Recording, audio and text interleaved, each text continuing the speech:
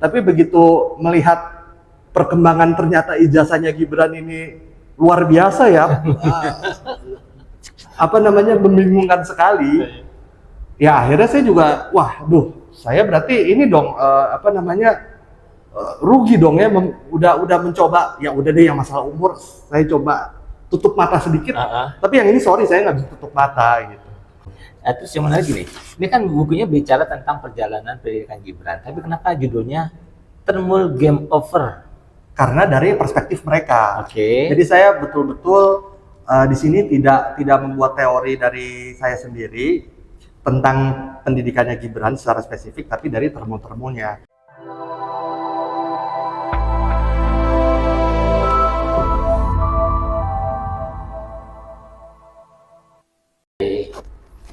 Assalamualaikum warahmatullahi wabarakatuh. Apa kabar teman-teman? Saat ini saya sedang bersama seorang aktivis muda yang sedang mengerjakan sesuatu yang sangat luar biasa, yang tentunya ada kaitannya dengan pendidikan Gibran. Nah, pendidikan Gibran. Beliau adalah Luke Susanto. Susilo. Oh, Susilo. Susilo. Gak apa-apa. Belum, udah ganti nama ya? Enggak. Susilo. Sorry teman-teman, beliau adalah Luke Susilo. Apa kabar bro? Baik, luar biasa. Teman-teman, Muhammad tadi saya bilang beliau sedang mengerjakan sesuatu yang luar biasa karena sedang menyusun sebuah buku yang judulnya Thermal Game Over. Thermal Game Over. Nah, ini menarik, akan kita bahas. Dan yang lebih menarik lagi teman-teman, beliau juga sedang mengajukan gugatan ke KIP. Komisi Informasi Pusat. Nah, ini dia. Kan mungkin udah lama pada kangen nggak ada sidang KIP. Nah, beliau maksudnya yang lain mungkin ada yang kangen nggak sidang KIP gitu, mungkin gitu aja. Barangkali ada yang, udah lama ya nggak ada sidang KIP, ini sidang KIP. Nah, ini objeknya apa? Objeknya saya sebutin yang bahasa resmi yang saya kirim ya. Itu adalah dokumen yang digunakan oleh pasangan calon Prabowo dan Gibran untuk memenuhi pasal 18 ayat 1 huruf M atau pasal 18 ayat 3 dan pasal 18 ayat 5. Nah, bahasa sederhana dari PKPU 19 tahun 2023. Bahasa sederhananya begini. Pasal 18 ayat 1 huruf M itu syarat dokumen yaitu ijazah, STTB, surat keterangan apapun yang intinya dia menyatakan bahwa si pendaftar itu, dalam hal ini Prabowo dan Gibran, pasangan Prabowo dan Gibran, memenuhi syarat lulus sekolah menengah atas. Oke. Itu. Nah, kenapa saya bilang atau 18 ayat 3? Karena pasal 18 ayat 3 itu isinya mengatakan kalau tidak memiliki bukti lulus SMA atau sekolah menengah atas dari luar negeri, boleh menggunakan ijazah S1. Okay. Jadi ada syarat, dan di situ disebutkan juga spesifik si pasal 18 ayat 1 itu. Jadi di 18 ayat 3 disebut jika tidak ini sebagaimana yang diatur dalam 18 ayat 1 huruf M, maka menggunakan ijazah ijazah S1 gitu. Jadi karena itu dia kenapa saya pilih atau ada hubungannya nanti sama buku ini. Karena saya juga bingung sebenarnya dia ambil yang mana. Jadi ya udah dua-duanya aja biar nggak bingung gitu kan. Tapi yang menarik gini, dasar lu mau mengajukan gugatan ini apakah lu juga curiga ijazahnya Prabowo nggak jelas, ijazahnya Gibran nggak jelas atau gimana? Yang pertama sekalian aja sepaket, ya kan. Dan yang kedua saya juga mau dong melihat ijazah presiden dan wakil presiden yang biasa kita sebut RI 1, RI 2, saya juga mau lihat dong. Apalagi waktu itu saya juga sebenarnya sempat memilih kan.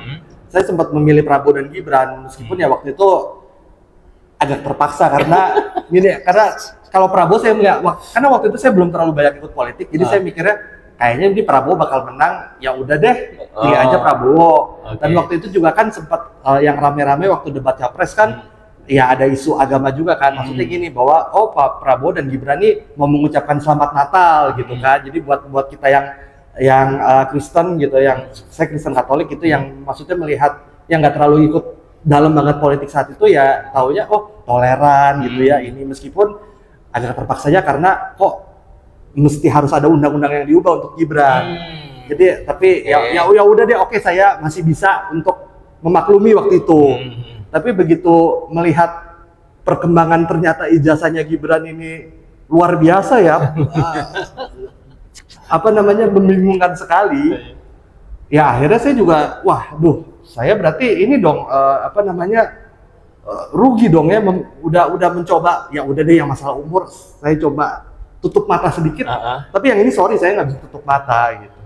Dan sebenarnya kalau saya sendiri menelitinya itu lebih berfokus di perjalanan pendidikan Gibran, atau kalau bahasa awamnya riwayatnya pendidikan Gibran, bukan di ijazahnya sebenarnya. Nah, dari hasil penelitian itu apa yang lo temukan? Kacau balau. Kacau balau. Ya, silakan gimana? Bahwa ada versi pendidikan Gibran sampai sebanyak ini 2 lembar, masing-masing tabel ini itu isinya beda-beda semua. Nah, kita mulai aja ya, dan itu sudah saya bukukan di Thermal. Sedang saya bukukan di Thermal Game Over. Dan ini draftnya ya? Iya, ini sebagian yang saya print, bukti bahwa ini ada. Nanti maksudnya karena kan kalau ada di komputer kan susah ya dibawanya, jadi sebagian saya cetak untuk membuktikan bahwa memang betul saya ada. Gue sih berharap lu gotong tuh komputernya. Enggak lain. Nah, jadi tadi saya juga belum sebut yang masalah pasal 18 ayat 5 dari 18 ayat 5 itu adalah CV. Nah, karena kita mulai dari gini. Di KPU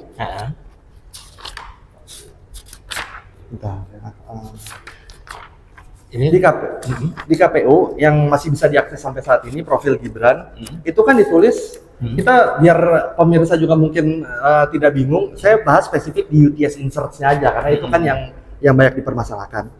Di profil pasangan calon yang bisa dilihat itu Gibran itu disebut di UTS Inserts-nya itu adalah 2004 sampai 2007. Sedangkan di surat keterangan yang udah sering banget dipertunjukkan itu kan di situ ditulis, yang saat ini juga sedang digugat di PT UN ya oleh Bu Mercy, itu kan ditulis Gibran itu menyelesaikan menyelesaikan grade 12 di UTS Inserts tahun 2006. Nah, makanya saya minta CV-nya. Jadi kalau nanti misalnya ternyata Gibran pakai ini untuk daftar Wapres, CV-nya 2007 atau bagaimana kan nanti kita bisa bandingin gitu loh. Jadi makanya kenapa saya minta CV aja. Jadi cukup dokumen yang terkait pendidikan, entah itu SMA atau kuliah, dengan CV untuk membandingkan, karena yang tercantum di CV tadi itu 2004 sampai 2007, tapi di sini 2006. Yang manakah yang benar? Nah, itu dia. Kan bisa ya, kalau typo bingung juga ya, kalau pendaftaran capres typo gimana ya gitu ya. Agak apa ya, kok kacau sekali gitu. Makanya kenapa di sini judulnya adalah Thermal Game Over. Nah, ini perjalanan pendidikan Gibran bukan permainan. Karena kalau jawabnya, oh iya itu cuma typo, kan 7 sama 6 dekat angkanya. Itu kan main-main nggak? Main-main nggak itu jawabannya, main-main nggak? Jadi ini kita bukan main-main gitu. Nah, kemudian yang kedua adalah di Setnek, Sekretariat Negara. Itu di situ waktu pelantikan pada tanggal 20 Oktober 2024, Kementerian Sekretariat Negara tuh mengupload beberapa foto ya, yang kurang lebih bisa dibilang kayak CV lah, semacam CV dari Pak Prabowo dan Gibran. Dan di sini ditulis UTS Inserts-nya itu adalah di tahun 2007 sampai 2010. Beda lagi ya. Beda lagi. Jadi kita fokus ke situnya dulu, 2007 sampai 2010 di UTS Insert-nya. Terus sama 26 di suketnya. Suketnya 2006. Oke. Nah, kemudian ada lagi riwayat Gibran di Prokompim. Saya lupa lah kepanjangannya apa. Intinya ini website Prokompim Solo, Surakarta. Kan nama resminya Surakarta ya. Surakarta, cuman biasa dipanggil Solo. Nah, di Prokompim Surakarta ini kurang lebih sama yang Setnek tadi. UTS Inserts-nya adalah di 2010. Ya, dia melanjutkan studinya ke program Inserts di University of Technology Sydney. Insert Sydney, diulang-ulang ya Insert Sydney-nya. Ya itulah, hingga lulus tahun 2010. Dan ini sudah dihapus, jadi ini menggunakan Wayback Machine namanya, yang bisa memunculkan website yang udah dihapus gitu. Nah, yang uniknya di sini adalah ada kata-kata saat SMP, intinya gitu ya, pada saat SMP Gibran itu pindah ke Singapura. Okay. Nah, sepertinya tidak perlu untuk menjadi ahli bahasa untuk kita memahami bahwa kalau begitu artinya belum selesai SMP dia pindah ke Singapura. Makanya kan sehingga ada seorang dosen yang waktu itu Bu Melani yang sempat mengatakan bahwa kalau gitu bisa jadi Gibran punya ijazahnya cuma SD tapi dia kan ada syarat kalau ini karena memang ini bukan dari kita yang bikin, ini dari website Prokompim Solo pada waktu itu 2023 bahkan itu. Tapi intinya kalau yang UTS Insert-nya dia sama dengan yang Setnek tadi di 2000 intinya 2010 lah lulusnya, bukan 2006 bukan 2007. Artinya nih Kementerian Pendidikan tuh nggak kompak kayaknya nih sama yang Iya, ini baru level lembaga negara. Belum level ketermulnya. Belum level ketermul. Tapi menurut saya kenapa lembaga negara ini bisa dibilang termul juga ya karena asal-asal begitu ya. Asal-asal banget. Dan meskipun sudah dihapus, untungnya namanya kita punya media ya, media pers gitu. Maksudnya yang terdaftar atau media mainstream lah gitu ya sebutannya. Mereka itu sempat mendokumentasikannya. Jadi saya ambil ada 4 di sini media yang jelas-jelas mengutip Prokompim Solo gitu kan. Jelas-jelas nih. Seperti misalnya ini dari CNN ya, ini tanggal 21 November 2023 ya. Merujuk pada situs Pemkot Solo pada laman profil pimpinan. Ya intinya ya meskipun nggak eksplisit Prokompim tapi intinya merujuk ke sini lah. Ada CNN, ada juga Kompas, ada juga suara.com. Kemudian yang terakhir ada Tempo. Kalau Tempo jelas ya, melansir prokompim.surakarta.go.id. Jadi meskipun itu tadi sudah dihapus, masih bisa diambil dengan Wayback Machine, tapi ada juga 4 media yang mendokumentasikan merujuk ke website Pemkot Solo atau Pemkot Surakarta. Kalau nggak salah di website Pemkot Solo, kalau nggak salah Gibran disebut S2 ya? Itu ada lagi, saya nggak ketemu kalau yang itunya, tapi kalau yang menyebut Gibran S2 itu memang betul ada. Adanya itu dari Antara ya. Jadi sama seperti yang tadi, Antara itu juga dihapus. Jadi ini ada perbandingan antara yang tadinya S2 dengan yang sesudah direvisi. Jadi eksplisit disebut S2 University of Technology Sydney Australia. Inserts-nya nggak ada loh. Karena memang sebenarnya inserts dengan UTS itu dua lembaga yang berbeda gitu. Dan inserts itu dapat saya pastikan itu tidak menyediakan program S2. Jadi makanya memang di sini tidak ditulis. Nah, sekarang kita kulik sedikit tentang UTS Insert. Nah, ini kan pernah diteliti sama Roy Suryo, bahkan Roy Suryo sampai ke Sydney. Iya. Nah, kalau pengetahuan lu sendiri, UTS Insert itu apa sih? Apa benar itu lembaga yang memberikan ijazah ya S1? Seperti yang Gibran tuh? Oh, S1 tidak. Tidak kan? Tapi dia itu pada saat itu punya 3 program utama, yaitu kursus bahasa Inggris, foundation, dan diploma. Nah, tiga-tiganya pasti di buku Gibran Endgame, yang sayangnya penulisnya sudah terrotasi dan tertranslasi, dan kita tidak tahu bagaimana kelanjutannya. Itu menurut dia tiga-tiganya tidak memenuhi bisa didefinisikan SMA gitu. Ini peneliti yang sudah terrotasi itu siapa? Ya ada lah gitu, mana ya ini. Om Rismon. Iya, karena gini ya, waktu itu justru ini. Dan ini juga dihapus juga oleh dia, jadi saya ambil dari channel lain. Karena di sini itu justru dia yang mengatakan, kamu kumpulin kertas-kertas gini, kamu tulis aja di buku. Jadi dia yang waktu itu menyuruh saya gitu, dan saya bukan istilahnya taklid buta ya, bukan taklid buta. Oh ya udah kalau Rismon suruh saya tulis gitu. Enggak, saya betul-betul cari, dan intinya fokus saya kenapa judulnya jadi Termul Game Over segala macam. Jadi saya nggak mau terlalu banyak saya nggak mau terlalu banyak berteori soal yang UTS Insert itu bagaimana. Saya cukup ikutin, kalau di KPK itu ada istilah follow the money, ikutin duitnya. Saya follow the Termul. Jadi saya cuma ikutinnya Termul nih ngomong apa sih gitu. Ngomong apa sih. Nah, contohnya salah satunya waktu itu saya pernah beli buku dari Inalim ya, yang pakar pendidikan lintas negara dari pihak yang sangat membela Gibran sekali gitu, ya bisa dibilang Termul lah. Gitu kan, cuman bukunya sudah saya berikan kepada Pak Suban untuk bukti dia melakukan upaya-upaya hukum. Nah, tapi kan jejak-jejaknya masih ada oleh pendukung-pendukungnya yang lain yang ini nih Inalim bikin buku untuk melawan Gibran Endgame. Dia bikin buku Gibran Let the Game Begin. Nah, karena semuanya game, akhirnya saya bikin udahlah Termul Game Over. Jadi ini kan kita ngomongin pendidikan dari wakil presiden yang ayahnya adalah seorang presiden. Ya masa kita main-main sih gitu. Yang serius lah. Nah, dia sendiri Jadi kalau saya kan seperti yang tadi saya sebut follow the Termul, jadi saya ikutin Termul itu ngomong apa.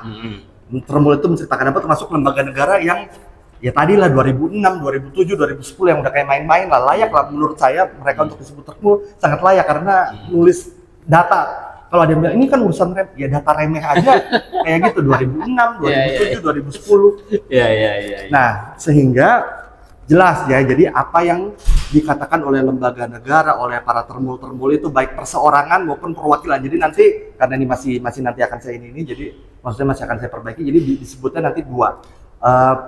Perseorangan sama perwakilan. Perwakilan tuh karena lembaga itu kan tidak bisa ngomong ya. Jadi kan itu ada stafnya bagian mana yang ngetik, yang input, yang upload gitu. Jadi sebutnya perwakilan karena dia mewakili dari lembaga tersebut.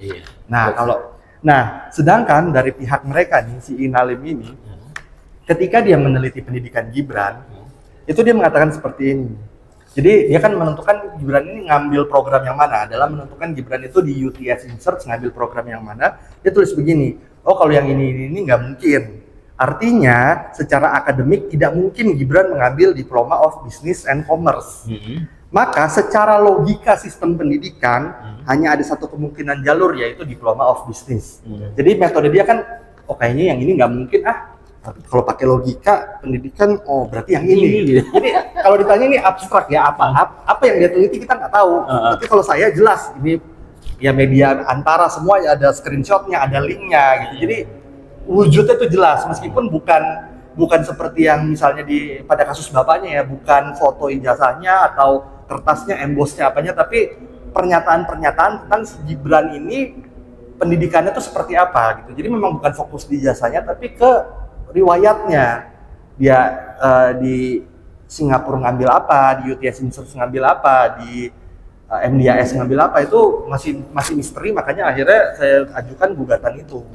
Supaya daripada masing-masing ini bingung yang mana, minimal dia itu jadi wapres dengan pakai yang mana. Artinya, karena kalau untuk satu lagi yang Pak Prabowo kan ya tadi sebagai ya udah sekalian aja gitu kan. Pak Prabowo itu kan SMA-nya di American School of London. Dan sejauh ini dari namanya aja udah jelas school ya, sekolah ya. Beda ini SMA di Universitas Teknologi Sydney Research ya. Ini maksudnya secara face value, secara judulnya aja tuh sudah patut dicurigai, kecuali kalau misalnya nanti ditemukan oh ternyata UTS Research betul loh sekolah gitu.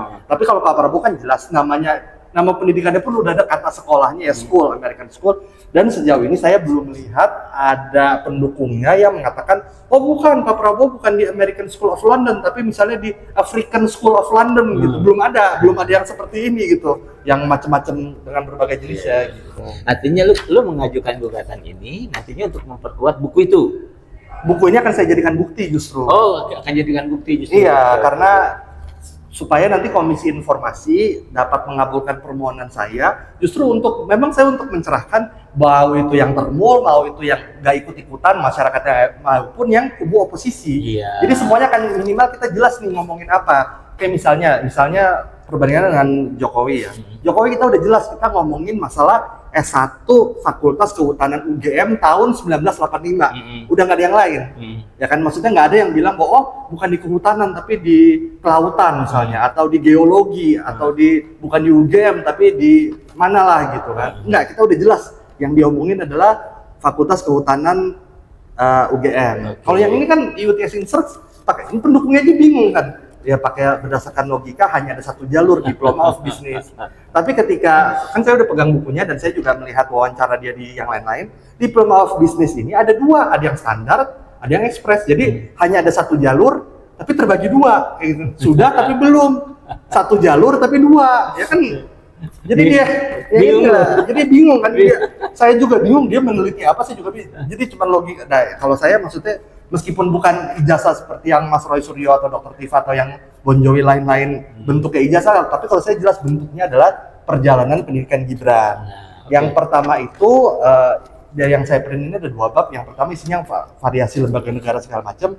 Yang spesifikasi kedua itu yang saya cetak ini tentang yang di Singapura. Kalau yang di UTS Research memang belum, karena saking terlalu saya juga pusing sebenarnya mulai dari mana saking kacaunya. Kalau yang di Singapura itu adalah mereka mencoba menjelaskan sistem pendidikan di Singapura kayak apa, itu juga beda-beda. Jadi terbagi antara yang yang riwayat aja tuh yang di sini tahun segini, program ini tahun segini. Satu lagi yang penjelasan di Singapura itu secondary school itu kayak apa, gimana. Makanya akhirnya saya pilih menggunakan kata perjalanan pendidikan Gibran. Karena kalau riwayat itu kan bentuknya mungkin cuma kayak tabel-tabel kayak tadi. Jadi kalau riwayat itu kan di mana, program apa, waktunya berapa, seperti itu.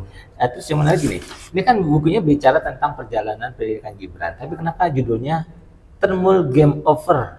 Karena dari perspektif mereka. Oke. Jadi saya betul-betul di sini tidak membuat teori dari saya sendiri tentang pendidikannya Gibran secara spesifik, tapi dari termo-termonya. Tapi kalau ya dari yang Singapura, memang saya ada meneliti juga dari bukan dari pihak Roy Suryo atau mungkin yang terkenal kan Pak Zulfikar ya, yang dosen di NTU itu kan cenderung ke arah oposisi gitu dari pihak lawannya Gibran. Saya tidak ambil dari mereka, tapi betul-betul dari sumber lain termasuk Kementerian Pendidikan Singapura atau nama resminya Ministry of Education MOS Singapura. Yang pada intinya untuk menjelaskan bahwa yang di Singapura itu secondary school itu SMP bukan SMA. Meskipun memang kalau dibandingkan dengan di Indonesia lulusannya memang akhirnya kelas 10. Kelas 10 atau kelas 1 SMA, tapi di Singapura itu sebenarnya dianggapnya SMP. Bahkan ada pun satu video YouTube yang saya ambil itu sekitar tahun 2002. Pokoknya ini sebelum ijazah ini, sebelum 2023 ribut-ribut ijazah Gibran. Jadi ada dua anak muda gitu kan, yang satu dia udah 7 tahun di Singapura, yang satu dia orang Indonesia gitu. Sebenarnya sama-sama orang Indonesia, tapi yang satu pindah. Nah, yang 7 tahun di Singapura ini pun dia bilang secondary school itu memang SMP. Tapi kalau misalnya kalian bingung, ya memang namanya negara berbeda, sistemnya berbeda, tapi ya itulah gitu. Itu memang SMP. Teman-teman, ini memang apa yang dilakukan oleh Mas Luk ini sebetulnya menarik, akan semakin menyadarkan orang tentang ijazahnya Gibran gitu kan? Atau bukan, tujuan utama saya ini manajemen data. Manajemen data, iya. Garis besarnya manajemen data terkait masa seorang manajemen data dari seorang wakil presiden aktif yang bapaknya mantan presiden 2 periode, tapi kok acak-adut begini gitu. Jadi bagaimana dengan yang masalah-masalah yang lebih besar yang mungkin korupsi, mungkin apa, kalau cuma mencatat data remeh aja bingung. Iya, artinya mungkin dengan dari data-data ini, dari buku ini orang akan punya gambaran tentang pendidikan Gibran ini kayak apa. Dan nanti mereka yang menilai sendiri. Mereka kalau nanti ada putusan dari gugatan ini ya, dan itu akan semakin jelas. Dan ini juga kan tadi saya di awal bilang ya, pasal 18 ayat 1 huruf M atau pasal 18 ayat 3. Yang sebut pasal 18 ayat 1 huruf M ini adalah dari KPU, waktu itu Idam Holik beritanya ada, karena waktu itu sekitar November 2023 itu memang ijazah Gibran sempat diragukan, yang akhirnya dia memamerkan ijazah itu. Nah, di situ salah satu komisioner KPU bilang, oh enggak kok, dia sudah memenuhi 18 ayat 1. Tapi ketika tahun lalu pas Suban gugat rame soal ijazah Gibran, itu para pendukung yang bilang, oh enggak, 18 ayat 3. Makanya yang Pak Denny Indrayana tuh kan kemarin juga bilang, saya baru tahu nih ada 18 ayat 3. Makanya akhirnya karena saya juga bingung, saya minta dua-duanya lah, yang ini atau yang ini. Lihat nanti KPU jawabnya bagaimana, karena saya nggak tahu. Yang KPU-nya sendiri sih bilangnya 18 ayat 1, tapi kan pendukungnya nih yang bilang 18 ayat 3, bukan kita-kita. Jadi makanya saya minta atau, karena saya juga saya bingung, memang saya bingung. Yang mudah-mudahan dengan adanya upaya ini kan jadi nggak bingung lagi gitu ya. Mudah-mudahan gitu. Tapi lo itu kira-kira kapan bukunya terbit? Ini ada rencana untuk dipublish? Kalau saya sih rencananya mau dibagikan secara gratis saja, secara online. Jadi saya taruh di Google Drive. Tapi kalau misalnya ada yang nanti berkenan mau membantu atau merasa terbantu dan mau memberikan upah gitu ya, saya terima-terima aja. Kan banyak kan maksudnya zaman sekarang YouTube yang kayak, oh saya kasih konten gratis, tapi kalau misalnya ada yang mau ini di bawahnya nomor rekeningnya jalan, kan ada, kan nggak masalah, saya juga tidak masalah. Ya mungkin nanti seperti konsepnya seperti itu, tapi ya kapan jadinya saya juga belum tahu. Tapi minimal bahwa betul sudah ada dan sedang on proses, karena jawaban termo pun juga nambah lagi. Kayak ini yang terbaru nih, benar-benar terbaru di minggu ini, ketika Pak Denny Indrayana mengadakan sayembara 100 juta itu, kan ada juga kabarnya kalau Bu Mary kan taunya Gibran ini ngambil yang kursus 6 bulan. Tiba-tiba ada yang bilang, oh yang di UTS, dia nggak sebut UTS Insert, tapi dia bilang gini, oh Gibran itu mungkin ngambil paket penyetaraan yang seperti paket A, paket B, paket C, dan mungkin 6 bulan selesai, setiap bulan ujian. Itu tuh yang terbaru tuh. Meskipun viewsnya memang nggak banyak, cuma 100 bukan 100 ribu ya, tapi 100. Tapi karena saya secara aktif mencari di YouTube ijazah Gibran, ya itu yang terbaru minggu ini.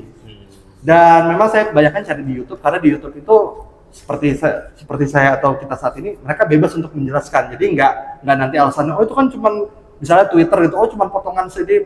Kalau di YouTube kan mereka jelas tuh menjelaskan apalah macam-macam ini. Nah itu tinggal dicatat itu. Iya. Tapi yang pasti teman-teman, dengan munculnya Mas Luk ini gitu ya, dengan upaya yang ini dan buku yang itu ini semakin memperluas wawasan orang ya tentang masalah pendidikan terutama Gibran ya. Ya, masalah manajemen data sih. Ya, karena dia taruh informasi betul kalau dibilang remeh, iya remeh. Justru informasi seremeh ini aja nyatanya nggak bener, apalagi duit negara. Kalau 10 miliar ketambahan atau kekurangan 1-0, wah itu luar biasa kan. Iya, tapi ini juga pelajaran sih bagi masyarakat Indonesia ya, bahwa ke depan itu kalau nyari pemimpin itu benar-benar harus dilihat dulu. Iya. Ya karena kalau saya kan dulu cuma lihat sekilas aja ya, orangnya toleran gitu, mengucapkan selamat Natal ya kan. Waktu itu kan belum terlalu ini ya kan, cuman ini ya memang. Enggak, tapi sebetulnya ini semua tanggung jawab KPU kok. KPU yang harus memverifikasi. Nah, kita juga berharap ke depan tuh KPU itu lebih cermat, lebih teliti dalam pasti ya, makanya saya ini KPU karena menurut saya memang yang paling bertanggung jawab KPU karena yang menyelenggarakan proses pemilihan itu kan KPU ya. Memang KPU yang menyelenggarakan dari pendaftaran, dari ngurus kotak suara, ngitung ini rekap apa semua itu kan KPU. Benar. Makanya saya langsung ke jantung ya KPU. Iya, dan ini juga memang yang menjadi termohonnya adalah KPU. Betul. Mas Luk, saya berharap semoga sukses dengan apa yang diusahakan ini dan bisa menjadi pencerahan bagi masyarakat ya. Amin. Terutama dalam hal manajemen data untuk ijazah gitu ya. Perjalanan pendidikan. Iya. Dan saya juga maksudnya nggak minta perjalanan pendidikan Gibran tuh kayak setiap mata kuliah atau setiap di SMP, setiap hari, setiap absen, enggak. Minimal kalau SMA kan program IPA. Bapaknya aja kita tahu kok dia ngambil program IPA di SMA 6, masa Gibran kita nggak tahu dia ngambil program apa? Gitu.